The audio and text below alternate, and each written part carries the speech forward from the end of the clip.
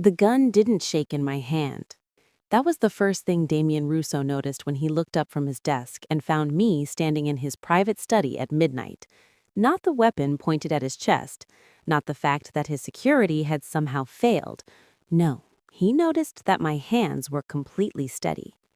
"Clara," he said, his voice smooth as silk and twice as dangerous. "I didn't hear you come in." I said nothing, just watched him the way a snake watches a mouse, except we both knew he was no mouse. Damien Russo was a predator in an expensive suit, and right now he was studying me with those cold, dark eyes, like I was the most interesting thing he'd seen in months. He leaned back in his leather chair, not even glancing at the gun. "Are you going to shoot me, wife?" Wife. The word made my blood boil, but I kept my face blank, kept my voice soft the way Clara would. "I'm thinking about it." Something flickered in his eyes, surprise maybe, or curiosity. He tilted his head slightly, and I could see him cataloging the differences he couldn't quite name yet. The straighter spine, the direct eye contact, the complete absence of fear. "That's new," he murmured. I lowered the gun slowly, tucking it into the waistband of my dress. A test. I needed to see how he'd react, needed to understand this man before I destroyed him. 2 nights ago, I didn't even know I was capable of this kind of hatred. 2 nights ago, my sister appeared at my door. I was working late at my penthouse apartment, reviewing documents for a hostile takeover I'd been planning for months. Corporate warfare was my specialty. I broke companies apart and rebuilt them stronger, and I never lost sleep over the casualties. Then I opened my door and found Clara standing there like a ghost. She was thinner than I remembered, paler. The dress she wore probably cost more than most people's cars, but it hung on her frame like she'd shrunk inside it. Her eyes were red and swollen, and her arms were covered in bruises. "Nina," she whispered, and then she fell into me, sobbing. I caught her, I held her, and while she cried against my shoulder, I felt something cold and sharp settle into my bones. Something that had always been there, sleeping. Something dangerous. I led her inside and sat her on my couch, made her tea she couldn't drink, wrapped a blanket around her shaking shoulders, and then I listened. Clara told me everything. She told me about the wedding 2 years ago, the one I refused to attend because I knew what kind of man Damien Russo was. She told me about the first few months of marriage, when she still believed she could reach the human being inside the monster. She told me about the slow death of that hope. "He's so cold, Nina," she said, her voice breaking. "It's like living with a statue. He looks right through me. I try to talk to him and he just leaves. Works all night, comes to bed when I'm already asleep, and his world, his business, it's violence and fear and death, and I can't breathe in it." She showed me the bruises. Some were from a confrontation with one of Damien's associates who got too rough when she accidentally interrupted a meeting. Damien handled it, she admitted, but the damage was done. Others were from her own clumsy attempts to navigate a world that was never built for someone soft like her. But the worst bruises weren't on her skin. They were in her eyes. "I disappeared in that house, Nina. I became nothing, a ghost in designer clothes. He broke me without ever raising his hand, just by being exactly what he is. I can't go back, Nina. I can't." I held my sister and made her a promise. She wouldn't go back. Not ever. I would go in her place. Clara fought me at first, terrified of what would happen if I was discovered, but I've never been someone who backs down from a fight, and this was a fight I needed to have. My gentle sister had been crushed by a man who should have protected her. Someone had to make him pay. Clara taught me everything, how she styled her hair, how she walked with small, careful steps, how she kept her eyes down and her voice soft, and her opinions to herself. She taught me about the mansion, the staff, the rhythms of a life I was about to steal. "He won't notice you," Clara said, and there was something bitter in her voice. "He never notices me anyway. Just stay quiet and stay out of his way." Stay quiet, stay out of his way. That wasn't exactly my plan. Now, standing in Damien's study with the gun I'd just threatened him with, I watched him process this version of his wife that didn't match his expectations. You've been gone 3 days. I was starting to wonder if you'd come back at all. Would you have come looking? Again, that flicker of surprise. Clara would never have asked such a direct question. Clara would have apologized for leaving and quietly retreated to her room. Yes, Damien said simply. You're my wife. I wanted to hate those words. I needed to hate them, but something about the way he said them made me pause. I'm tired, I said, turning towards the door. We can talk tomorrow. Clara. I stopped but didn't turn around. Whatever changed while you were gone, don't change it back. I walked out of his study with my heart pounding and my plan already crumbling at the edges, because the monster wasn't supposed to notice, and he definitely wasn't supposed to like what he saw. The morning sunlight filtered through silk curtains that probably cost more than my first car. I lay in the massive bed that Clara had described as her prison, staring at the ceiling and planning my next move. Damien had already left for the day. I heard him go around 6 in the morning, his footsteps pausing outside the bedroom door for a long moment before continuing down the hall. He didn't come in. Clara said he never did anymore. Good. I needed time to learn this house and everyone in it. I showered and dressed in one of Clara's simple cream dresses. She always wore soft colors, gentle fabrics, nothing that would draw attention, the opposite of my usual wardrobe of sharp black suits and bold red lips. Being Clara felt like wearing a costume that didn't quite fit. The mansion was enormous, 3 floors of polished marble and dark wood, filled with artwork that belonged in museums and furniture that belonged in palaces. Every room whispered money and power and danger. I found the kitchen first, where a woman in her 60s was directing 2 younger staff members with military precision. This had to be Patricia, the housekeeper Clara mentioned. She'd been with the Russo family for over 30 years. "Good morning, Mrs. Russo," Patricia said, her eyes scanning me with sharp attention. "You're up early. Would you like breakfast in the dining room?" "Here is fine," I said, sliding onto a stool at the kitchen island. Something shifted in Patricia's expression. Surprise, maybe. Clara apparently never ate in the kitchen with the staff. "Of course," Patricia said slowly. "Coffee? Please, black." Another flicker of surprise. Clara took her coffee with cream and 2 sugars. I filed away the mistake and made a mental note to be more careful. Patricia set a cup in front of me and lingered nearby, pretending to organize things that didn't need organizing. She was watching me, studying me. "You seem different this morning, Mrs. Russo," she said carefully. "If you don't mind me saying." I sipped my coffee and met her eyes directly. Different how? Patricia hesitated. In that hesitation, I saw years of working for dangerous people, years of knowing when to speak and when to stay silent. "Stronger," she finally said. "You seem stronger." I let a small smile cross my face. Maybe I am. I spent the morning exploring the mansion, memorizing layouts and noting security cameras. The guards were everywhere, but subtle about it, professional. Damien clearly took protection seriously. I found his office on the 2nd floor, locked tight. I found a library filled with books that looked untouched. I found a beautiful garden in the back that Clara had mentioned she used to tend before she stopped caring about anything at all. In the garden, I discovered something useful, a stone bench hidden behind a wall of roses, completely invisible from the house. Clara used to come here to cry, she told me. Now it would serve a different purpose. I pulled out the burner phone I'd hidden in my dress and called my contact at a rival corporation. Within 10 minutes, I had information about Damien's upcoming business deal with a company called Westbrook Industries, a major partnership worth millions. All I needed to do was make sure the right people learned about certain security vulnerabilities in Damien's organization. Small leaks, careful whispers, nothing that could be traced back to me.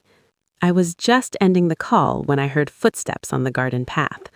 I shoved the phone into a gap in the stone bench just as Alexander rounded the corner, Damien's right-hand man. Tall, blonde, with eyes that missed nothing. "Mrs. Russo," he said, his tone polite but watchful. "I didn't expect to find you out here." "I needed some air. I said, keeping my voice soft, Clara's voice. Alex studied me for a long moment.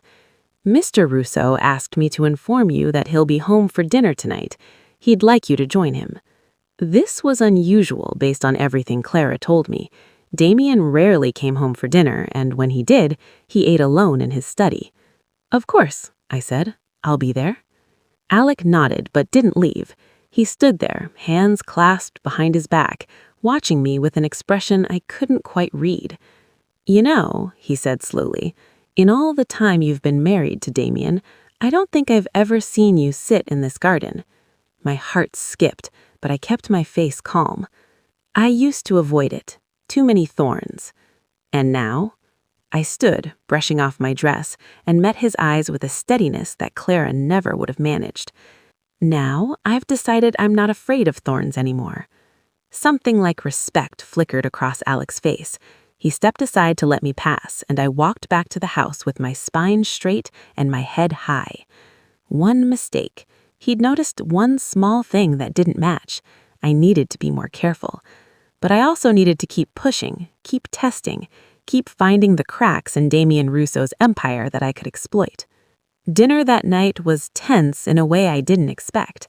Damien sat at the head of the long dining table, and I sat to his right, picking at food that probably was delicious but tasted like ash in my mouth. He watched me throughout the meal, his dark eyes tracking every movement I made. "You're not eating," he observed. "I'm not very hungry." "You're always hungry at dinner. You eat like a bird, but you always clean your plate." I looked up sharply. He'd noticed her eating habits. This cold, distant man that Clara swore never paid attention to her had actually been watching closely enough to know how much she ate.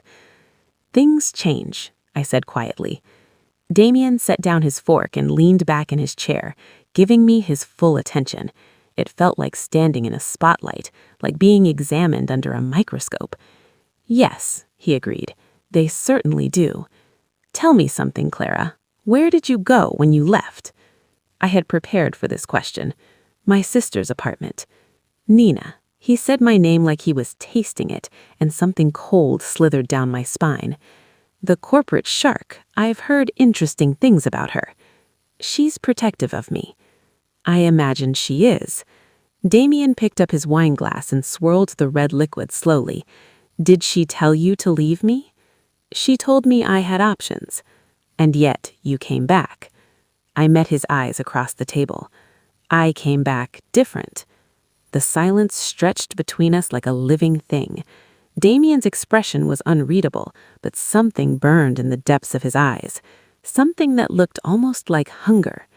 "Yes," he murmured, "you certainly did." After dinner, he walked me to the bedroom door like a gentleman from another century. But instead of leaving, he stopped and turned to face me. "I have a meeting tomorrow morning. Important people. I want you there." My heart stuttered. Clara never attended his meetings. She was kept far away from the business side of his life. "Why?" I asked. Damien reached out and tucked a strand of hair behind my ear. The gesture was unexpectedly gentle, and I hated the way my skin warmed under his touch. "Because my husband should know what her husband does, and because I want to see what you do when you're surrounded by wolves." He walked away before I could respond, leaving me standing in the hallway with a racing pulse and a terrible realization. Damien wasn't ignoring me. He wasn't treating me like a ghost. He was testing me right back. The conference room smelled like expensive cologne and barely hidden fear. 12 men sat around a polished mahogany table, all of them powerful in their own right, all of them terrified of the man sitting at the head, my husband. Damien had dressed me for this meeting himself, not literally, but he'd laid out a specific dress on the bed this morning. Deep burgundy silk, fitted and elegant, with a neckline that suggested power rather than vulnerability. Nothing like Clara's usual soft pastels. He was changing the game, and I didn't know why. I sat at Damien's right hand, exactly where he positioned me, and watched the men try not to stare. They weren't used to seeing Mrs. Russo at business meetings. Their confusion was obvious and delicious. "Gentlemen," Damien said, his voice cutting through the nervous energy like a blade, "you know why we're here. The Westbrook deal closes in 2 weeks. I trust there are no problems." A man across the table cleared his throat, heavy-set, sweating, with eyes that darted everywhere except Damien's face.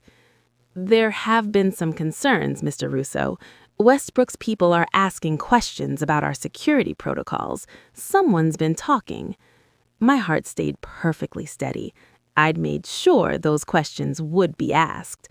A carefully placed whisper to the right person, and suddenly Westbrook Industries was worried about partnering with a man whose organization might have leaks.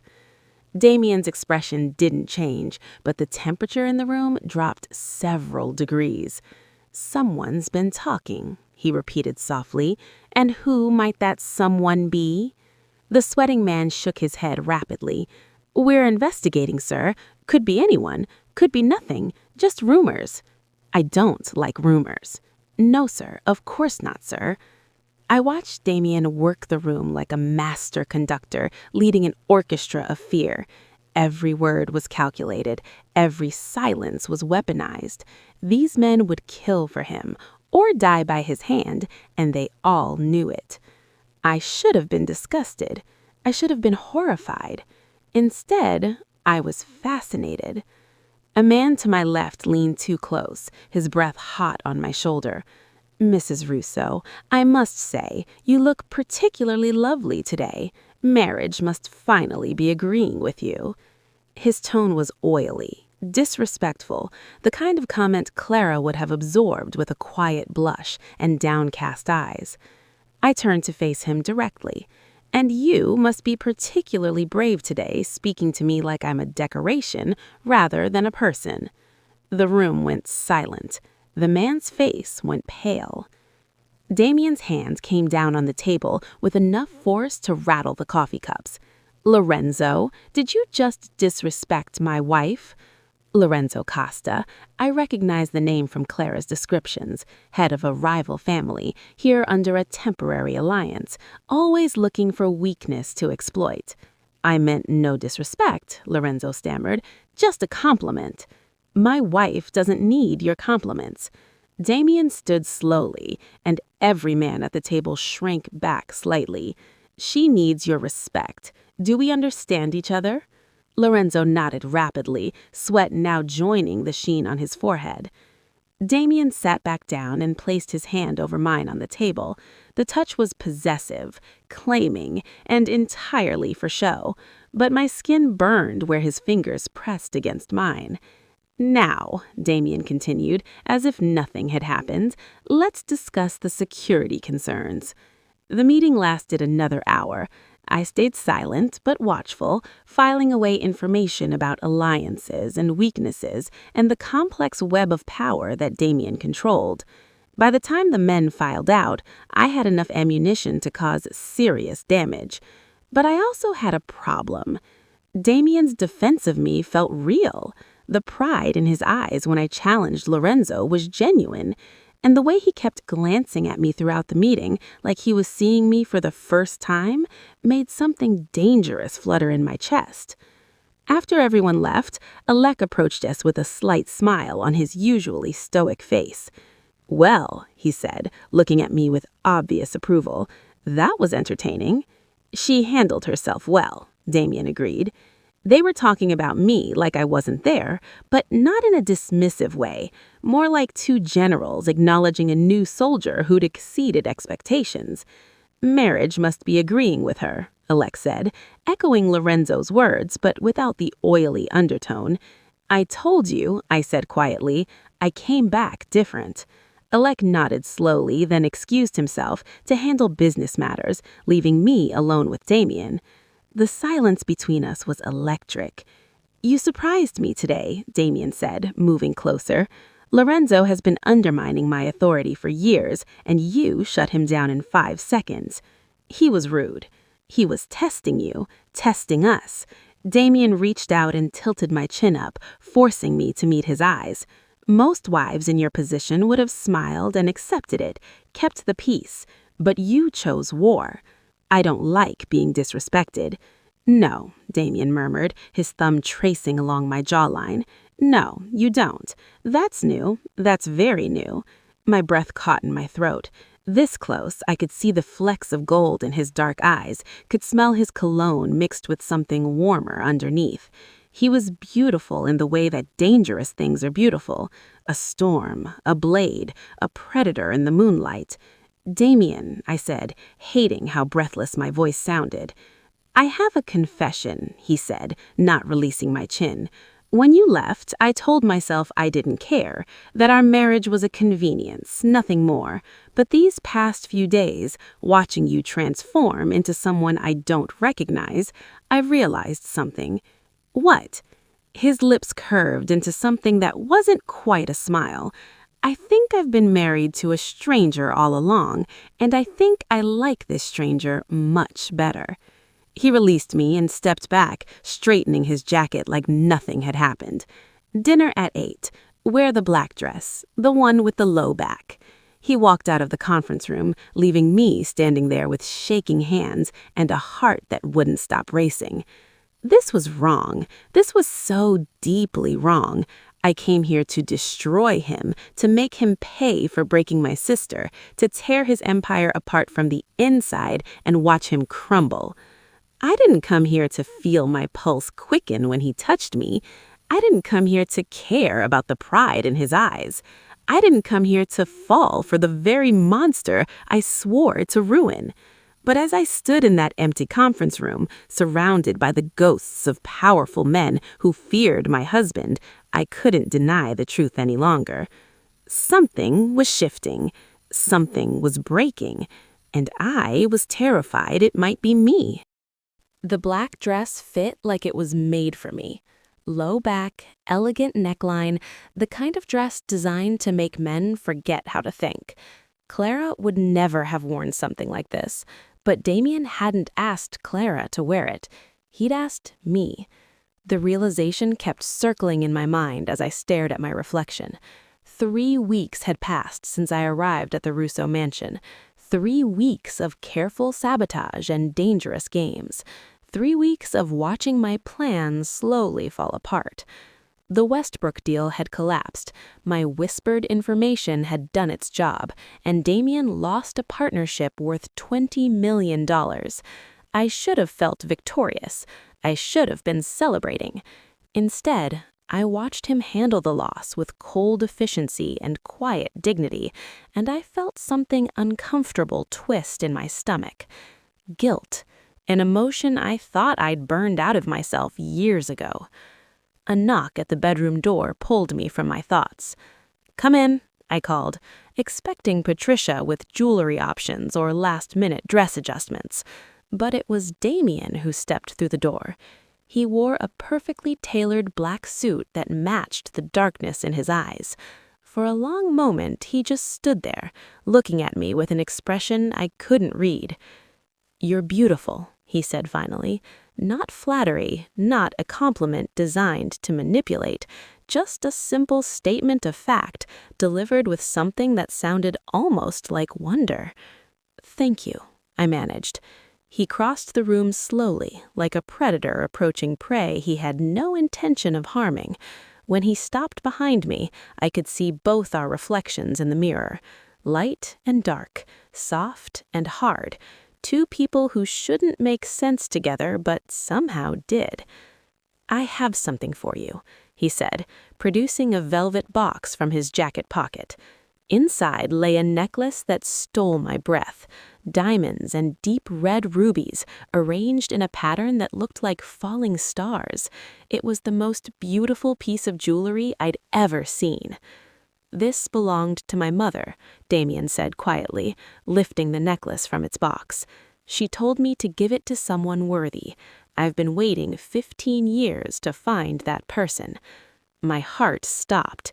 Clara had mentioned that Damien kept his mother's jewelry locked away, never touched, never spoken about. His mother died when he was 18, and he'd never recovered from the loss. This was not a casual gift. This was something profound. "Damien, I can't." "You can." He fastened the necklace around my throat with gentle fingers.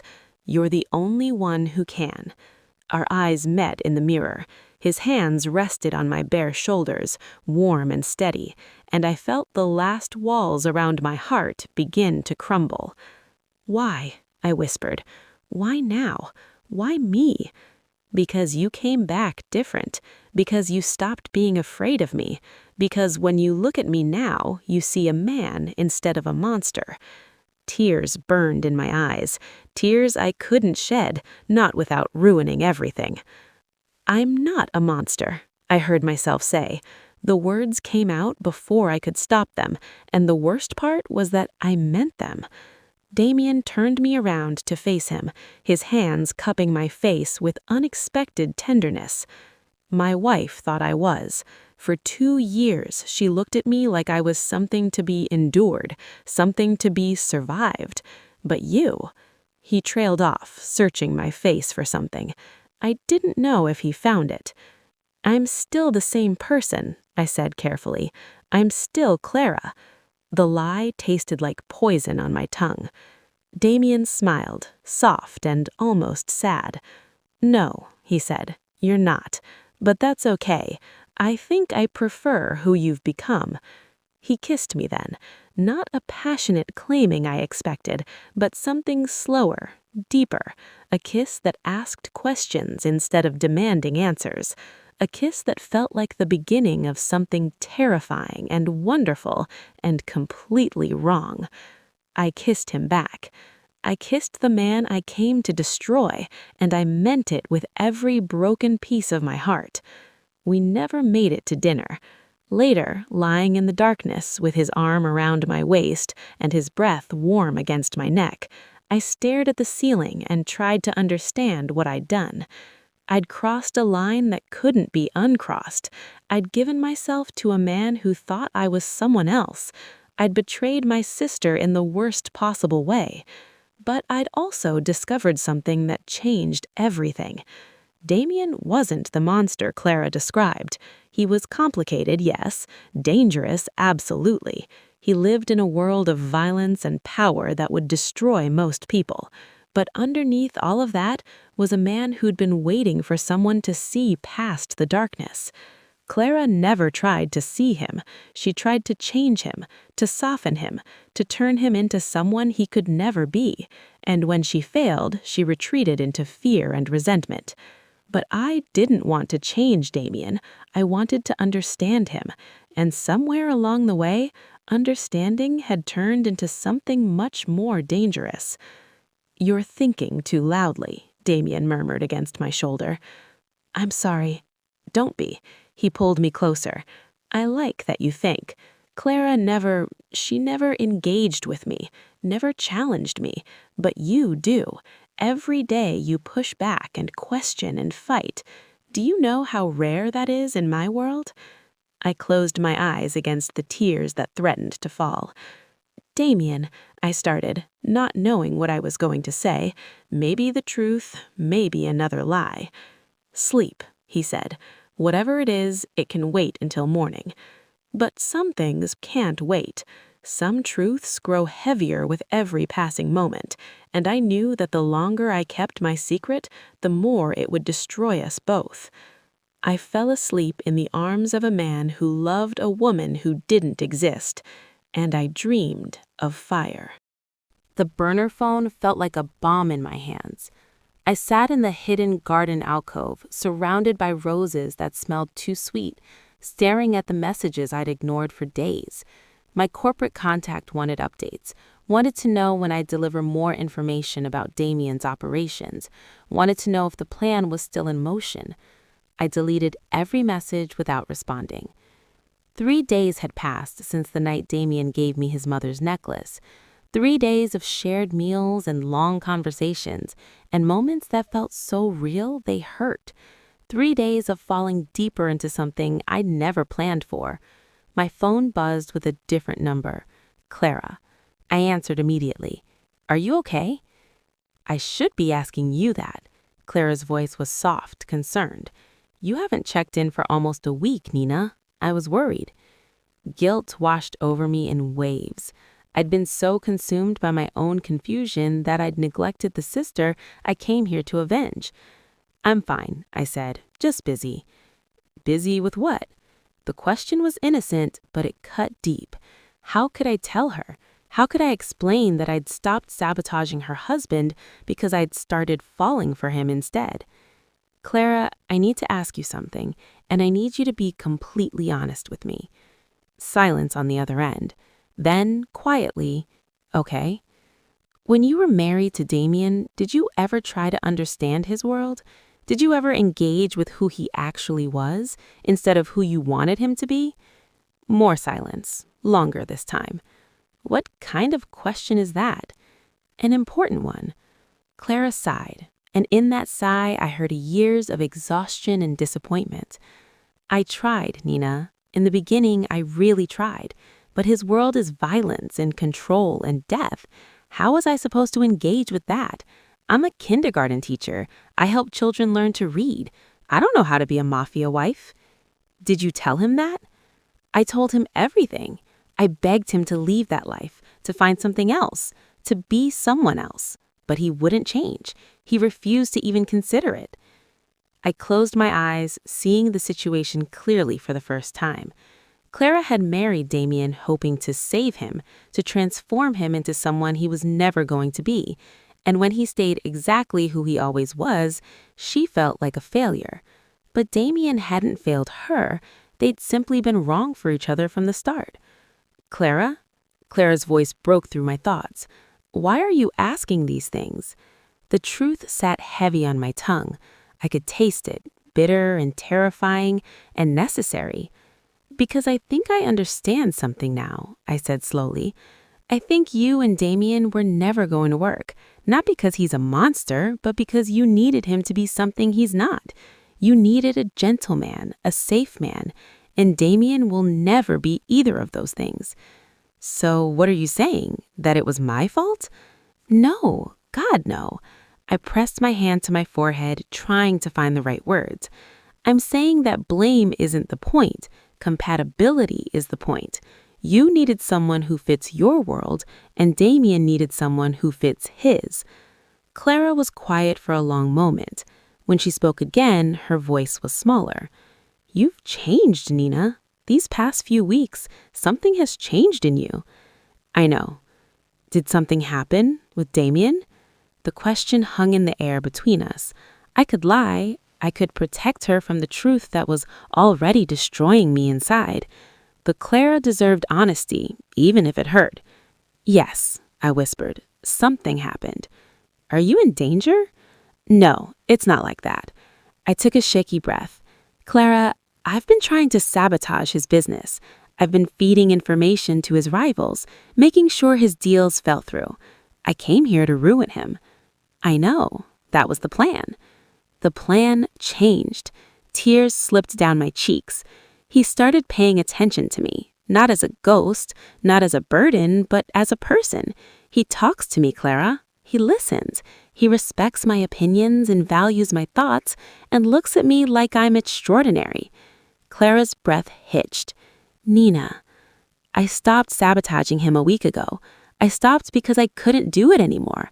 Because somewhere along the way, I stopped wanting to destroy him and started wanting to understand him. I think I'm falling in love with your husband." The silence that followed was the longest of my life. "Clara, please say something." I don't know what to say. Her voice was thick with emotion, but I couldn't tell if it was anger or sadness or something else entirely. "You were supposed to make him pay. You were supposed to hurt him the way he hurt me." "I know. I'm sorry." "Are you?" The question wasn't accusatory. It was genuinely curious. I thought about it honestly. Was I sorry for falling for Damien? Was I sorry for discovering that the monster had more humanity than we'd expected? "I'm sorry for hurting you," I said finally. "I'm sorry for complicating everything, but I'm not sorry for seeing him clearly. Clara, you described him as cold and cruel, but I've seen something different. He's guarded. He's wounded. He built walls because his world demands strength, and he never found someone willing to climb those walls until now. Until you? Yes, until me. Clara laughed softly, and the sound surprised me. You know what's strange, she said. I'm not as upset as I should be. You're not? Part of me is relieved, her voice strengthened. I've been carrying so much guilt, Nina. Guilt for failing at my marriage, for not being strong enough, for running away. But if Damien can find happiness with someone who actually fits his world, then maybe we didn't ruin everything. Maybe we were just wrong for each other, like you said. My heart twisted with hope and fear in equal measure. What are you saying? I'm saying that maybe some things happen for a reason. I'm saying that you've always been the fierce one, the dangerous one, the one who never backs down from a fight. And maybe that's exactly what Damien needed all along. Clara? There's something else, she continued, her voice lighter now. Something I should have told you weeks ago. I've been seeing someone, a teacher at my school. His name is Thomas, and he's gentle and kind and completely ordinary. Clara! I know, I was afraid to tell you because it felt like I was moving on too fast. But hearing you now, hearing how conflicted you are about Damien, I realize we've both been trying to fit into lives that weren't meant for us. I stood up, pacing the small alcove as my mind raced with possibilities I'd never considered. What if we switched permanently? Clara asked softly. What? What if I disappeared, started fresh somewhere else with Thomas, and you stayed as Mrs. Russo? You're already living my life better than I ever did. The suggestion was insane, impossible, dangerous. But as I stood in the garden where Clara used to cry, I realized something terrifying. It might also be the answer to everything. I couldn't stop thinking about Clara's suggestion.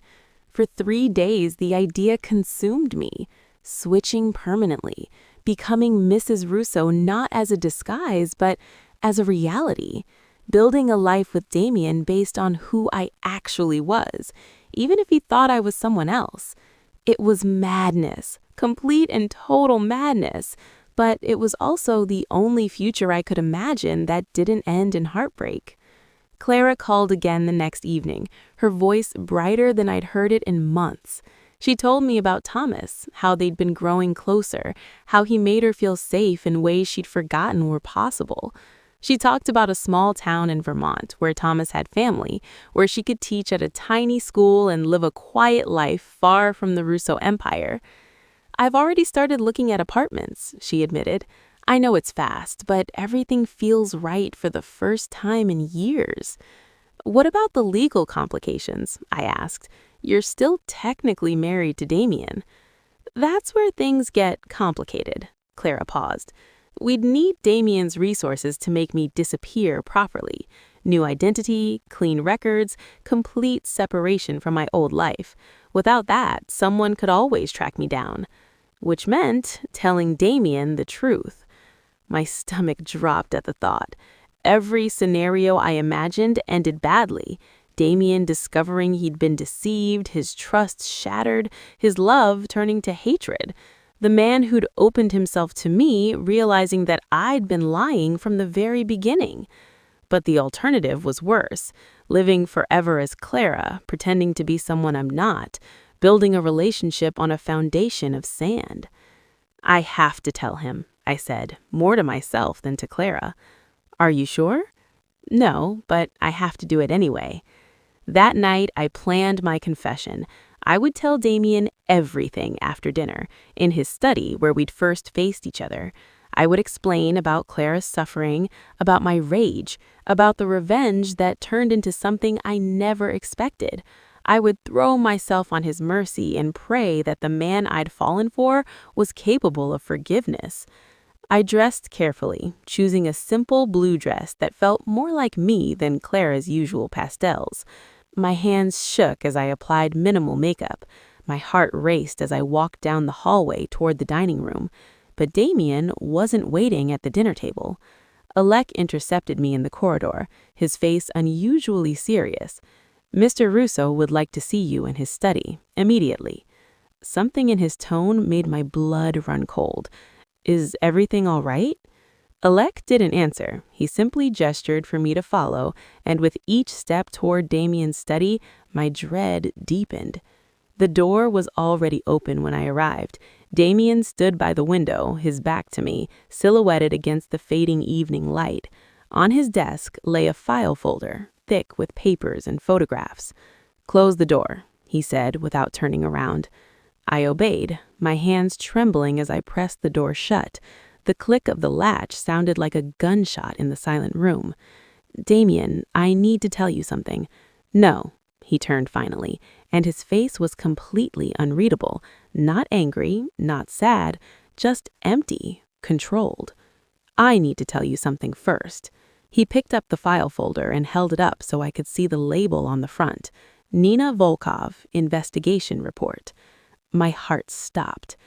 3 weeks ago, my wife disappeared for 3 days and came back a different person. At first, I thought the change was positive. I thought perhaps our time apart had given her perspective. But then the differences kept multiplying. He opened the folder and pulled out a photograph. Me, my real life, my corporate office, my apartment building, my face in a newspaper article about a hostile takeover I had orchestrated last year. The way she held her coffee cup changed, the way she walked changed, her taste in books, her sense of humor, the fire in her eyes when someone challenged her. Everything changed. Damien set the photograph on his desk. Because it wasn't my wife who came back, it was her twin sister. The room spun around me. I reached for the back of a chair to steady myself. "Damien, I can explain." Diana had Alec investigate discreetly. He pulled out more papers, phone records, surveillance photos, documents tracing my movements over the past month. I know about the burner phone. I know about the information you leaked to our competitors. I know about the Westbrook deal that collapsed because of whispers you started. Tears streamed down my face. "I was trying to destroy you. I thought you hurt Clara. I thought you were a monster." "I know." Damien set down the folder and leaned against his desk, arms crossed. "I've known for 3 weeks, Nina." The use of my real name hit me like a physical blow. "3 weeks?" I whispered. "You've known almost from the beginning." "Since the night you pulled a gun on me." A ghost of a smile crossed his face. "Clara would never have touched a weapon. She couldn't even watch violent movies without covering her eyes." My legs gave out. I sank into the chair I'd been gripping, my mind reeling. "Why didn't you say anything? Why did you let me keep pretending?" Damien was quiet for a long moment. When he spoke again, his voice was softer. "Because I was watching you change." "What?" He moved closer, kneeling in front of my chair so our eyes were level. "You came here to destroy me. You sabotaged my business, leaked my secrets, did everything you could to tear down what I'd built. But then you stopped." "I stopped because you started seeing me as a person instead of a target." He reached up and wiped a tear from my cheek. "I watched it happen. I watched you go from hatred to curiosity to something that looked remarkably like love. And I realized that the woman kneeling in my garden, the woman arguing with me at dinner, the woman who stood up to Lorenzo and kissed me like she meant it, that woman was someone worth keeping." I couldn't breathe. "Are you not angry?" "I was furious," he admitted. "When I first discovered the truth, I wanted to have you thrown out, punished, made an example of." His hand moved to cup my face. But then I kept watching, and I realized that the woman I was falling for wasn't Clara. It was you. It was always you. "Damien, tell me I'm wrong." His voice dropped to a whisper. "Tell me you don't feel what I feel. Tell me these past weeks have been nothing but an act, and I'll let you walk away." I looked into his eyes and saw everything. The pain of betrayal, the struggle to trust, the desperate hope that what we had was real. "It stopped being an act weeks ago. I fell in love with you somewhere between hating you and understanding you." He kissed me then, and it was different from every kiss before. No more lies between us, no more pretending. Just 2 people who'd found each other through chaos and deception, choosing each other anyway. When we finally pulled apart, Damien rested his forehead against mine. "So what happens now?" I asked. "Now," he said, "we figure out how to make this real. You, me, no more secrets. But first, we need to deal with your sister. She wants to disappear, start a new life with someone else. She just needs help making it happen." Damien nodded slowly. "That can be arranged. But there's one thing I need to know first. Anything." His eyes searched mine with an intensity that made my heart pound. "Are you choosing this freely, not because you're trapped, not because you're afraid, not because your sister needs help? Are you choosing me, knowing exactly who I am and what my world demands?" I thought about everything that had led to this moment, the rage that drove me here, the revenge that consumed me, the unexpected love that changed everything. "Yes," I said, "I choose you." The next 6 months changed everything. Clara disappeared on a rainy Tuesday in October. Damien's people handled every detail with precision that took my breath away. New identity documents, a clean history, a bank account with enough money to start fresh 10 times over. By the time the sun set, Clara Volkov had ceased to exist, and a woman named Emily Porter had moved to a small town in Vermont to begin her new life. I drove her to the airport myself. We sat in the car for 20 minutes before her flight, neither of us willing to say goodbye. "Are you sure about this?" I asked for the 100th time. Clara smiles, and for the first time since she appeared at my door covered in bruises, she looked genuinely happy. "I've never been more sure of anything. Thomas is waiting for me. A real life is waiting for me. And you?" She reached over and squeezed my hand. "You found where you belong." "I never expected any of this." "Neither did I," Clara laughed softly. "When I asked you to take my place, I thought you'd destroy him within a week. Instead, you fell in love with him and gave me permission to finally admit I never loved him at all." The honesty in her words stung a little, but I understood. Clara had married the idea of Damien, the challenge of saving him, the dream of transforming a dangerous man into a gentle one. When reality proved different, she had nothing left to hold on to. But I didn't need to transform Damien. I needed to match him. "Call me when you land," I said. "I will." Clara hugged me tightly. "Thank you, Nina, for everything." I watched her walk into the airport and disappear through the security gates. My sister, my other half, walking away from a life that was never meant for her and toward one that was. When I returned to the mansion that night, Damien was waiting in the study. He'd poured 2 glasses of whiskey and was staring into the fireplace with an expression I couldn't quite read. "She's gone?" he asked without looking up. "She's gone." He nodded slowly. "Then it's just us now." I crossed the room and took my glass, settling into the chair across from him. "Are you okay with that?" Damien finally looked at me, and his eyes held something I'd rarely seen before: vulnerability, uncertainty, hope. "I married Clara because it made strategic sense. Our families had connections, and an alliance benefited everyone. But I never loved her, Nina. I tried to care for her, tried to make the marriage work, but she looked at me like a nightmare she couldn't wake up from." "She was afraid of your world." "I know. And I handled it badly." He took a long drink of whiskey. "When she left, I felt relief more than anything else. Relief that I didn't have to keep trying to be someone I'm not." I understood that feeling better than he knew. "And then you showed up." "And then you showed up."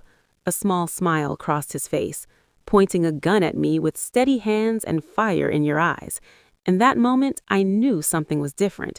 I just didn't know how different until later. "When did you figure it out?" "The second day. You took your coffee black instead of with cream and sugar.